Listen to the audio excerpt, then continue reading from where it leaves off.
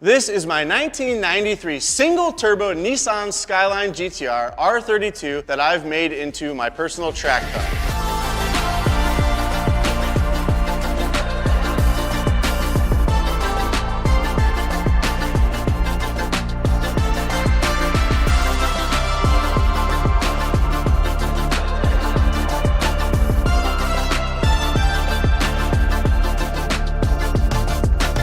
Throtl Dream Build 8 submissions are live and they're ending soon, so click the link in the description down below. Join Throtl VIP where you're going to get exclusive discounts and many other great things, as well as 5 times entries on our sweepstakes cars. So get creative, guys. Get your entries in today. I want to transform your car. We're going to take an in-depth look at the chassis and everything that we've put on it, but before we get into that, we're going to pop the hood and take a look at our fully built Platinum Racing Products RB26 engine.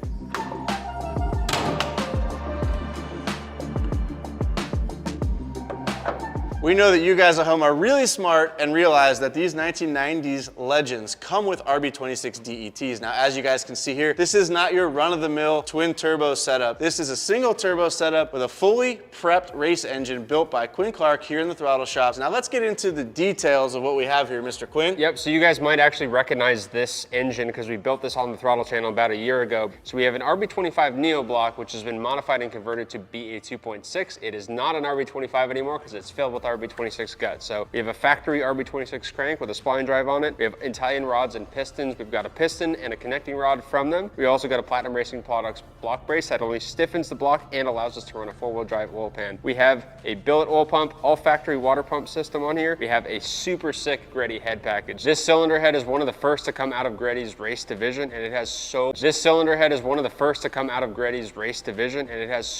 much flow to it. It is such a good cylinder head package. We've got a high lift cam, we got a hydration cam. It sounds absolutely insane. We have a full timing belt component kit and a fluid damper to go along with it. On the front of the engine, we have a Platinum Racing Products cam and crank trigger kit. So this gives us a lot clearer view of what the engine is doing from a management side and allows us to tune it more precisely. We have HKS belts with Greddy pulleys all around the engine. We have Platinum Racing Products for their ignition coil kit. These things are absolutely insane. About 5,000 horsepower is what they're rated for. We have a remade in the USA intake system, so super clean throttle bodies. The collector's also nice and fresh. This does not look like 30-year-old Skyline bits that's all rusted like you would typically see. We have a Greddy intake manifold and a fuel rail kit. We're running 2000cc Dishworks injectors, and we have a Greddy intake manifold as well, which really shines everything up and gives the space such a nice look to it. And one of my favorite parts about this setup is the hot side. We've got a turbo kit from Spectrum Motorsports that would allow you to single turbo your car over the weekend in your garage. Pretty crazy. Totally turnkey. You can get an R-Tech manifold, Garrett turbo, turbo smart wastegate, all the plumbing, the downpipe, everything comes as a kit and makes it super simple to turbocharge your car. Pulls right onto the car. All the lines are already set up. The downpipes, there's no fab work. You literally take it off and slam it on. It even came with the hot side intake pipe, which is really nice. Now also we've got Chase Bay's reservoir in here, and this is for our power steering setup. We've also got a Greddy radiator,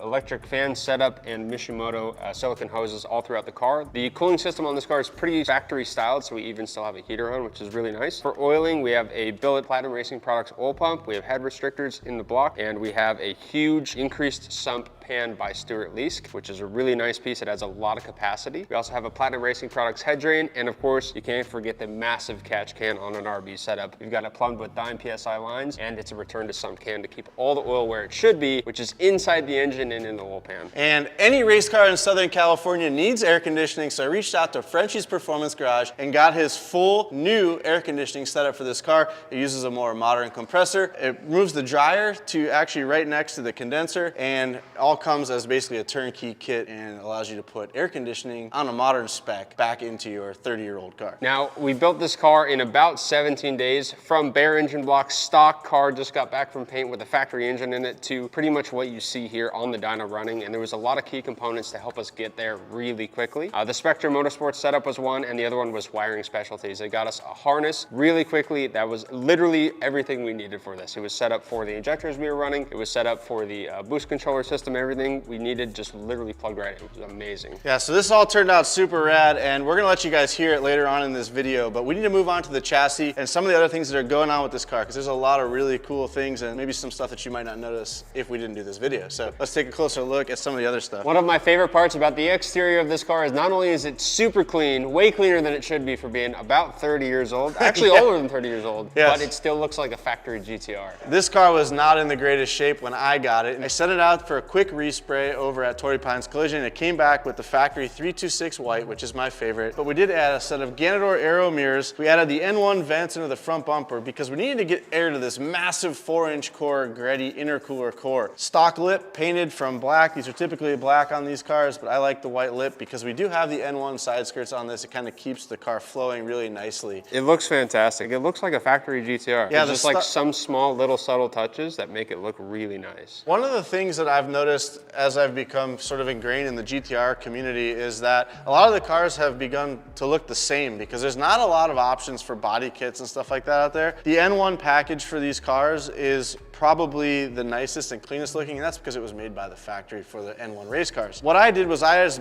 touched it up a little bit. I added some canards to the front. Funny enough, these are actually for an EK Civic. These little finishers down here to go with the carbon canards on the front, we added these carbon pieces that give the car a beefier aesthetic, kind of lengthens the height of the car. These look a little strange sometimes with just the N1 skirt because it dips down in the front of the rear wheel. I wanted to fill that in and get the car looking nice and level and give it a really nice low aesthetic. These accomplish that and keep the little bit of carbon theme going. As you guys know, I love carbon fiber. I did add these throwback Nissan Motorsports International decals that I found through one of the Facebook chat groups. I thought that was a nice touch and really keep it looking OEM. When the car was in for paint, we replaced all the glass. To get all these new moldings, you have to actually replace the glass as well. So we replaced the tops of the doors, the rear glass, all the new moldings, and basically just cleaned up everything to the best of our ability. The car has a really good aesthetic now. It's really clean on the outside. And around back here, those wings I mentioned. This is a factory GT-R wing. I've just replaced all the moldings and things that go with it to keep the car sealed up. Most people that know Skylines know that they have rust problems. So you want to make sure that all your seals and moldings are in good shape so that you don't create rust that you don't already have. This is the Nismo rear ducktail wing, I guess they call it. But I think it's a good addition to the GT-R's OEM spoiler. It's not a must, but to complete that Group A look, it needed it. So I added that. Also have the stock GT-R badge. These things for the 32s are quite special because as you notice, there's actually paint color or paint code on the badge itself. Now after the 32s, they stopped doing that. The badges are actually see-through and it makes it a universal badge across all of the GT-Rs, whatever color they are. This car, you had to get a color spec badge to match your color of paint. Kind of silly. The Heritage program has now released these in all chrome and you have your body shop actually paint the color on. A little bit of a better solution, but those are quite pricey to find the right color one in a new condition. These badges can go for like $400 online, which is crazy to me that a badge costs that much. We also added the factory Nissan badge over here. I love OEM badging. I think it's really cool. And one of my personal favorite aspects about the aesthetics of this car is actually the stance and the wheel and tire package we have on the car. You want to go into detail a little bit about that? Yeah, so this is one of the things that was an absolute must for me. And it's not even done yet. That's the thing. I just got some parts yesterday that are going to go on this to make this package even more insane. To me, 17s are the way to go on an R32 GT-R. I'm not saying 18s aren't appropriate. I'm just saying I think 17s are the best look. Now, you get into a situation where do I find a 17-inch wheel that can hold a massive brake package underneath it so that I can take this thing to the track and not have braking issues? I worked with Stuart Leask and got his Willwood upgrade brake package that he created and makes. He makes brackets that allow you to basically dig into the Willwood catalog and get a full race setup on this car. I challenge you to find a brake setup that is more adequate than this for an R32 GT-R because I don't think there is one on the market. This is Willwood's full floating two-piece rotor paired with their racing caliper. 6 pistons in the front, 4 pistons in the back. This is their top of the line caliper and rotor package as well as full race pads. These things squeak like nobody's business, but it's a race car and that's okay. I genuinely do not think you can get a bigger caliper under a 17-inch wheel than that. It is absolutely insane how close it is. It is, and so our wheels are actually Volk Racing TE37Vs. These are authentic and they are in 17 by 10.5 plus 20 fitment. We do have to run a 10 mil spacer, so that effectively makes them a plus 10 to clear the wheel barrel to the actual caliper itself. And now our race wheels that we run on this car are Advans, and they are also a 17. They're a 17 by 9.5 with a 275 Hoosier tire. And those wheels actually are so close to the caliper that I actually have problems with rocks and debris on the track getting stuck between the wheel and the caliper. We've literally filled every millimeter of wheel with brake on this car. And as with any track car, you have to have a good set of tires as well. We're gonna be running the RT660 Azenis from Falcon tires. These are a fantastic tire, and we literally put them on every car that comes out of this shop because they're that good. In this format here, we've got a 275/40/17 and our race tires as well are 275/40/17s. However, those are Hoosier stickies. And inside here, what you can't see because the brakes are so freaking big, are all the suspension arms. So we've got the full complement of GK Tech arms to be able to adjust camber, caster, and all those sorts of things to make sure that this thing tracks straight. We have full adjustment. We're also on Shockworks coilovers. We have stainless steel brake lines and a whole slew of other suspension stuff going on inside of there. Yeah, you name it, pretty much it's been replaced, and this thing handles as good as it looks. What I love about it is it pulls off that Group A look. Big meaty tire, small wheel, big brake, lots of camber. To me, it's the best. One of my other favorites on this car is the titanium exhaust system. This is from Leask Spec. Stuart out in Texas actually builds these in his home garage, well, his home shop, which is pretty fancy. But this is full titanium from the downpipe back, and it weighs literally nothing. My favorite part about it is the fit and finish, the quality of welds, and the overall aesthetic that it brings to the car, and it makes this race engine sound so good. We did put a heat shield on the back here because this thing tends to spit flames out the tailpipe, and we want to protect the paint a little bit, but not necessary, but a cool piece to add to the car. Around back, we also have LED taillights and reverse lights and turn signals in here, but that kind of rounds it out. We really wanted to kind of keep this simple and really just clean up what's already here and make the car attractive. It's really going to be a shame to keep putting this thing on track as nice as it's turned out, but we're gonna do it. Interiors are so important, and for me, as you guys know, like my R33, I wanted to keep a nice street car aesthetic and feel, even though we've gone kind of off the deep end with the racing parts. One of the first things you might notice is I've got a mismatched pair of chairs in here. I've got a Recaro seat that I recently just test fitted in the car, and I wanted to get the mount set up. I just haven't swapped it back yet. This is the chair we're gonna be running for racing purposes. This is basically a side mount, non-adjustable Recaro race seat in cloth. We have a full set of matching leather Recaro Sportster CS with heated features for the car. However, right now I've got this one out in lieu of the racing chair because I want to make sure it fits and it's comfortable and I get the seating position right. So one thing I really like about it is it works with the factory seatbelt system. Now, before we get this thing to the track, we actually have a roll cage inbound that will be going in this car, and we're also going to be deleting the rear seats. And that's why, if you'll notice, the cloth in the rear is a little bit faded because it is 30+ years old, but that's all going to be coming out. So I haven't focused my attention on repairing any of that stuff. It's going to find its way to the shelf to be reupholstered and maybe used at a later date. Around the interior, we've basically just focused on cleaning it up. We've got basically our stock center console. One of my favorite things that came with this car was the Mines boost gauge. Now, these gauges are no longer working because we've got a Haltech engine management system in here, and we're running the IC7 dash, as you can see. So the factory gauge cluster has been removed, and some of the sensors for that system are no longer in use. So oil pressure and boost are no longer being used. So I'll probably remove those at some point, but it's such a neat piece that I've left it in here. I think we need to mention the elephant in the room, which is this strange looking shifter we got This here, guy, brother. I was thinking you were gonna say this massive Pioneer head unit. I wanted this because I want to be able to drive the car around and have a map and use CarPlay and all that stuff I did in all my cars. This head unit is really rad, but yeah, this is definitely the elephant in the room. That's the gear selector. Now, this probably doesn't look like your normal shifter, or it looks like one of those crazy H-pattern shifters that you can add to your car nowadays. One like Ricky likes to have, the really super short notchy IRP style. Super, yeah, high boy. But no, this is actually a sequential gearbox. So this is from Fitzner Performance Gear, or PPG. This is their 6-speed, fully billet case transmission, sequentially shifted, and it can also be paddle shifted as well, and it can be flat shifted. This thing is rad, and it totally transformed this car into a hectic machine. The little button on the front, which you're probably wondering what that is, this is actually line lock. So essentially you hold down the foot brake, push that button, it locks the front brakes, allows you to do rear wheel drive burnouts. Now, paired with the ETS Pro system that we have here, this can allow this car to go from 2-wheel drive to 4-wheel drive or all-wheel drive whenever we feel like it, and we can adjust the modulation here on the dash to how we want the power distributed. What's really cool is you flick that switch, hit this, and you can do rear wheel drive burnouts at the drag strip or for fun. It really makes this thing a complete weapon. It can be a drag racing car, it can be a circuit car, all with a touch of a few buttons, which is really cool. My favorite part is the first time we actually had this car out at the drag strip, it ran 10.6, which is pretty good. Yeah, for so a first time at the strip ever, pretty good. First pass was a 10.6. I think this is a high 9 car at the end of the day, once we get everything dialed in. Once we get everything dialed in and get you dialed in behind the wheel, I think it'll run 9. I haven't even drag raced this car yet, so soon enough, hopefully we'll get out to Verona or one of the other dragways locally and get a chance to race it some more at the drag strip. To round out the interior, we added some Imperial mats as we did in our GTST build. These are really cool and kind of funky 90s pattern. I love them. We added the R34 GT-R pedals to this car as well, just to kind of upgrade the pedal set, because these come with just like a rubber pedal that says GT-R on it. It's kind of silly looking. These look way better. And then just cleaned up the door cards and the dash, added a Greddy steering wheel and hub.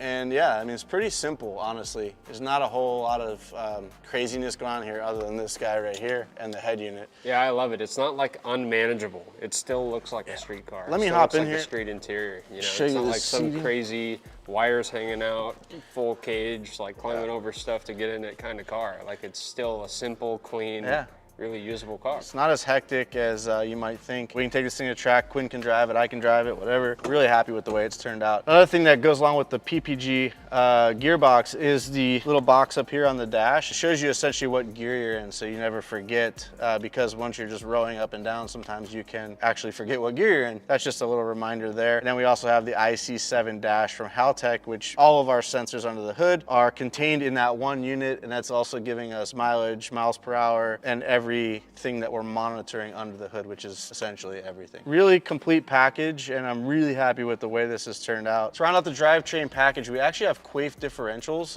in the front and the rear of this car. Ironically, we pulled the diff out to put the quaif diff in, and we actually had a Nismo diff from Japan that came in the car, so kind of neat. Now we have a spare Nismo diff laying around, but quaifs in the front and rear, which have been super good and awesome in our first testings. And let's check out the trunk, because there's some stuff in there as well. This car also has drive shaft shop axles and a drive shaft shop carbon fiber drive shaft, which is awesome. Such a nice piece. Honestly, the bottom of this car is about as good as the top, because you got the full billet PPG gearbox. I think it's almost better. It's arguably better. Carbon fiber drive shaft, full buff 930 setup, axles on all 4 corners. Just insane. The oil pan is beautiful. Everything is so titanium clean. exhaust. We've got the Greddy diff cover. It looks so nice. It looks so nice in comparison to this, which is very simple. And it was kept simple on purpose. So we essentially have our red top battery. We've got our plug-in so that if we park this thing for any duration of time, we can plug it into a tender. We've got our master kill switch right here. Super easy, off and on. Breaker, so that if we have any issues, the breaker will just trip there, we can reset it. And under the carpet, got our Frenchie's Performance Garage fuel system. This is a drop-in hanger that has our Deechworks pumps on it, and it also is translating all the fuel lines over to AN for us, which is really nice. Fuel system is -10 to a Y, which then it splits to 2/8 feet each sides of the rail, then it's a -8 back of the tank, essentially. So really nice setup, and what I really like about this is that it just bolts right in. It's awesome. It's like take out your old stuff, drop in the new one after you wire up your pump. And hidden underneath the taillight panel here, we actually have Frenchie's fuel relay system as well. So he's got a 1, 2, and a 3 fuel pump relay setup. We did utilize that, but we did hide it away in here because we really don't need to see it. It also has a breaker on it too. So if you have any issues with your fueling system, it'll pop that breaker. You'll lose fuel pressure on the dash and you'll know that your breaker popped. So once you find your problem, you can come back here, reset the breaker, and you're off and running. No fuses to replace. Before we get too much further, I actually want you guys to hear how this engine sounds, because the head package, everything about this entire engine setup sounds so good. Let's fire it up, dude. Let's let him hear it. Ready? Yep.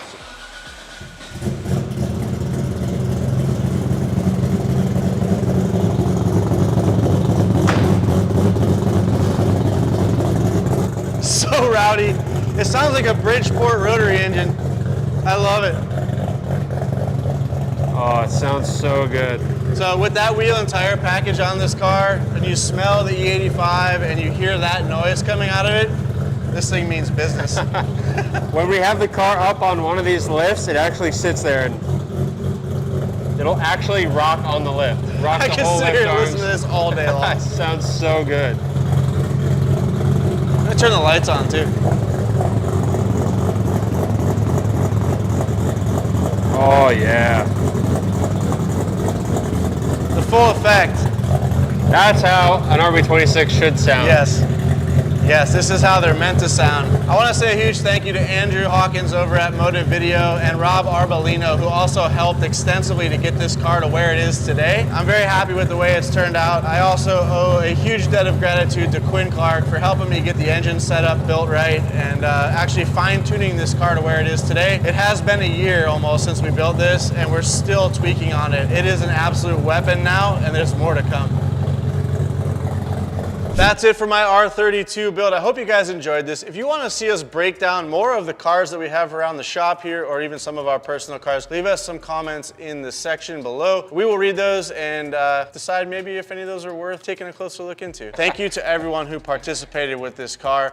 It does have a long life ahead of it, as we're going to be taking it out to some Nissan Challenge races in 2024, and I look forward to getting some valuable seat time behind the steering wheel. It's been a fun ride, and I look forward to continuing it. Thank you guys so much for tuning in today. I hope you love the passion that went into this build. Let us know down in the comments below if you guys enjoy these style of build breakdowns. There are a ton of cars in here, in our personal collections, and just cars in general. We could bring in a lot of different really cool cars to do a review on. You guys want to see Bucky Elassic's cars? You guys want to see Mad Mike's cars? Oh yeah. What cars do you guys want to see? We might have those connections, so we'd love to share them with you guys as well. Thank you guys so much for watching. As always, don't forget to like, comment, subscribe, and we'll see you guys in the next episode. Peace.